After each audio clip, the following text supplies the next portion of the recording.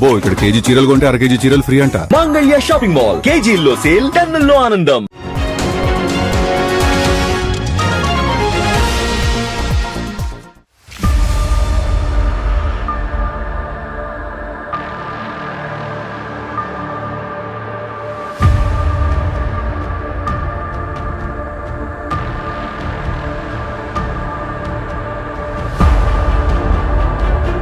జగదీప్ ధన్ఖడ్ ఆకస్మిక రాజీనామాతో ఉపరాష్ట్రపతి పదవి ఖాళీ అయింది.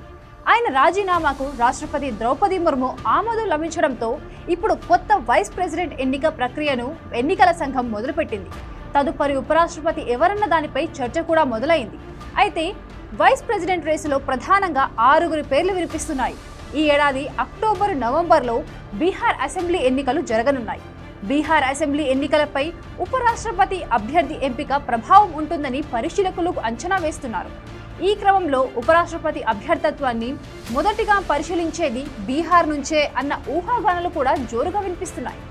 బీహార్ నుంచి ప్రధానంగా 2 పేర్లు వినిపిస్తున్నాయి.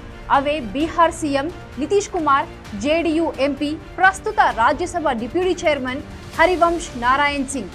వీరిలో ఒకరికి వైస్ ప్రెసిడెంట్ పదవి దక్కొచ్చనే ప్రచారం జోరుగా జరుగుతోంది.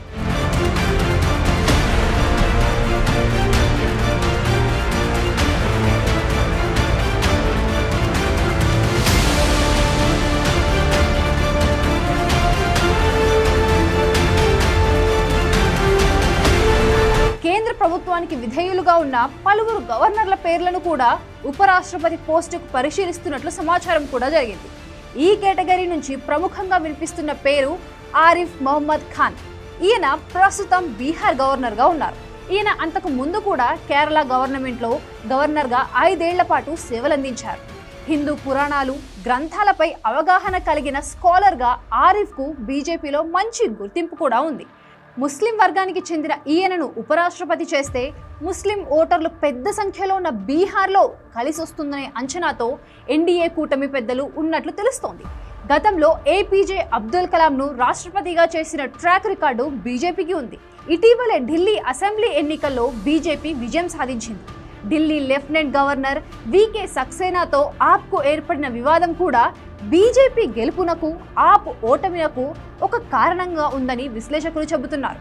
ఆప్ సర్కారు తీసుకున్న అనేక నిర్ణయాలను తన విచక్షణాది కారణాలతో లెఫ్టినెంట్ గవర్నర్ తోసిపుచ్చిన సందర్భాలు కూడా ఉన్నాయి.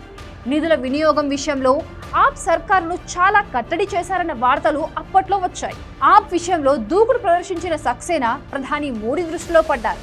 అందుకే ఉపరాష్ట్రపతి పదవికి సక్సేనా పేరును పరిశీలిస్తారనే అంచనాలు కూడా వెల్లువెత్తుతున్నాయి. ఆర్టికల్ 370 రద్దు అయిన ఏడాది తర్వాత జమ్మూ కాశ్మీర్ లెఫ్టినెంట్ గవర్నర్గా మనోజ్ సిన్హా బాధ్యతలు చేపట్టారు. నాటి నుంచి కశ్మీర్ పాలనలో తనదైన ముద్ర వేస్తూ ముందుకు సాగుతున్నారు. మనోజ్ సిన్హా పేరును ఉపరాష్ట్రపతి పదవికి పరిశీలిస్తారనే టాక్ కూడా వినిపిస్తోంది.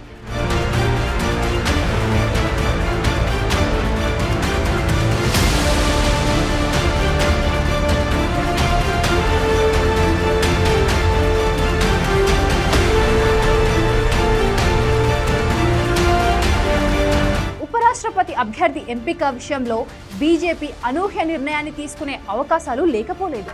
ఎందుకంటే కాంగ్రెస్ నుంచి ఎంపీగా గెలిచిన సీనియర్ నేత శశి థరూర్ పేరును పరిశీలించే ఛాన్స్ ఉందనే ప్రచారం కూడా ఎక్కువగా జరుగుతోంది. గతేడాది కాలంగా కాంగ్రెస్ పార్టీకి చాలా దూరంగా ఉంటున్నారు శశి థరూర్. త్వరలోనే బీజేపీలో చేరతారు అనే ఊహాగానాలు కూడా చాలానే బయటకు వస్తున్నాయి.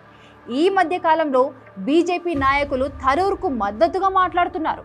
కొన్ని నెలల క్రితం కేరళలో జరిగిన ఒక బహిరంగ సభా వేదికపై కేవలం థరూర్తో ప్రధాని మోడీ కరాచలనం చేశారు. ప్రపంచ దేశాల్లో పర్యటించి ఆపరేషన్ సింధూర్ గురించి వివరించేందుకు ఇటీవలే కేంద్ర ప్రభుత్వం అఖిలపక్ష ఎంపీలతో కమిటీలను ఏర్పాటు చేసింది కూడా. వీటిలో ఒక కమిటీకి నేతృత్వం వహించే అవకాశాన్ని శశి థరూర్కు ప్రధాని మోడీ కల్పించాడు. మోదీ సర్కారు లోక్సభలో డిప్యూటీ స్పీకర్ను నియమించకుండా అపవాదును మూటగట్టుకుంది.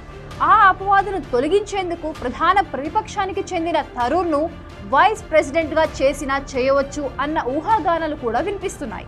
ఈ 6 ఎవరినైనా ఒకరిని ఉపరాష్ట్ర పదవి వరిస్తుంది అనే ఊహాగానాలు కూడా వినిపిస్తున్నాయి. ఈ క్రమంలో ఎన్డీఏ కూటమిలో అతిపెద్ద రాజకీయ పార్టీ అయిన బీజేపీ తీసుకునే నిర్ణయమే కీలకంగా మారనుంది.